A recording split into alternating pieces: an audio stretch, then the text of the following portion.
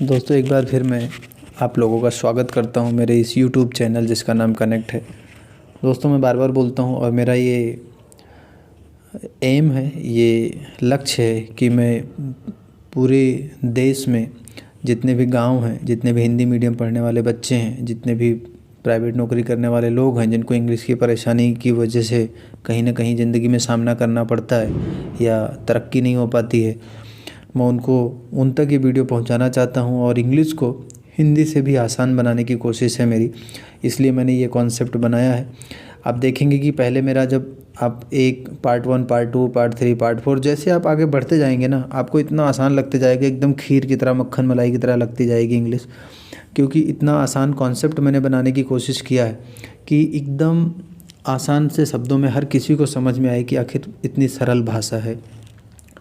दोस्तों मैं बार बार बोलता हूँ, कोई भी लैंग्वेज के सिर्फ 4 कंपोनेंट होते हैं, यानी 4 आयाम होते हैं। भाई भाषा या तो बोली जाती है या पढ़ी जाती है या लिखी जाती है या सुनी जाती है। 4 ही आयाम होते हैं किसी भी लैंग्वेज में, और इन चारों आयाम को आपको अगर इसमें महारत हासिल करनी है तो आपको ये जो 20 हेल्पिंग वर्ब पे मैं जोर दे रहा हूँ, हर वीडियो में सिर्फ 20 हेल्पिंग वर्ब की बात कर रहा हूँ, इसको आपको समझना है कि इसको कब, कहाँ और कैसे इस्तेमाल करना है। तो बड़े फ़नी अंदाज में मैं कोशिश कर रहा हूँ आपको इसको समझाने के लिए, एकदम ठेठ भाषा में, एकदम ठेठ कॉन्सेप्ट बनाया है मैंने कि आपको कैसे आसानी से समझ आएगी। कोई ग्रामर व्रामर नहीं, कोई रूल कुछ नहीं है। तो ये 20 वीडियो है मेरी, ये बेसिक लेवल है। इसके बाद मैं 10 एडवांस लेवल आपको बताऊंगा, बस पूरे 30 वीडियो में ख़त्म, यानी कि 30 वीडियो 30 दिन। इंग्लिश 1 महीने ज़्यादा का कोई कोर्स नहीं है, ख़त्म है। इसके साथ पहले मैं बता चुका हूँ कैन और कुड का इस्तेमाल आप लोगों को। कैन कुड में माइट जब मैंने शुरू किया था वीडियो नंबर 11 से, तो 11-12 में मैं आपको कैन कुड बता चुका हूँ।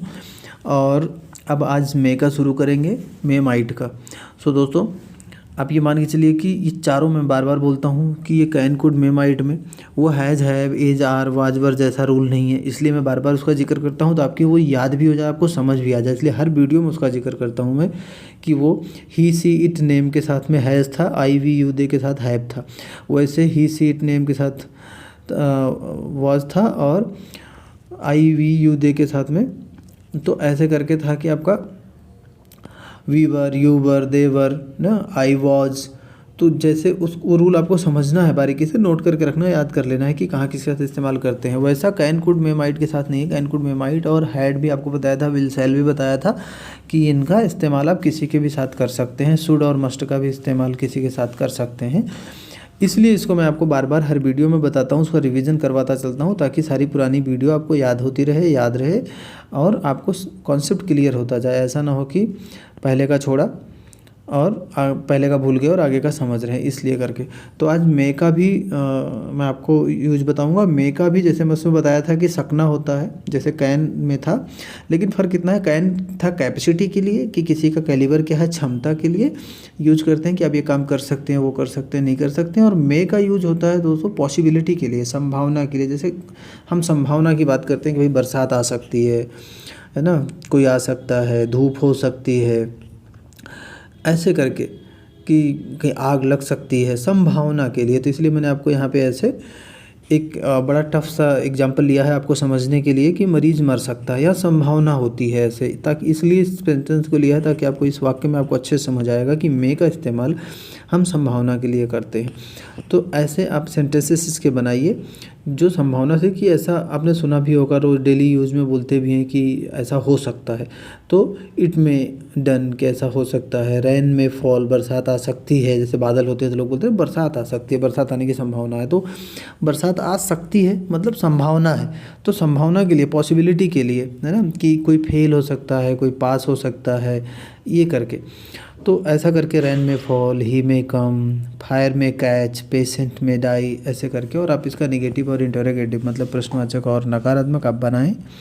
जैसे पहले बताया था मैंने ये चीज़ कि आप इन 20 हेल्पिंग वर्ब्स को आप इनमें से कोई सा भी सेंटेंस आप बना रहे हैं, अगर आप पहले रख देते हैं तो वो, हर वीडियो में ये चीज़ बताता हूँ कि अगर आप पहले रख देते हैं तो वो प्रश्नवाचक बन जाता है, ताकि आपको ये फंडा इतना क्लियर हो जाए। 20 के 20 हेल्पिंग वर्ब में और 20 वीडियो में पहले भी बताया था कि इसमें अगर आप इसको पहले रख देते हैं तो आपका मान लीजिए कि ये प्रश्नवाचक बन जाएगा कि आप पूछ रहे हैं चाहे अपने से चाहे किसी और से, और इसके बाद नॉट लगा देंगे तो नेगेटिव बन जाएगा।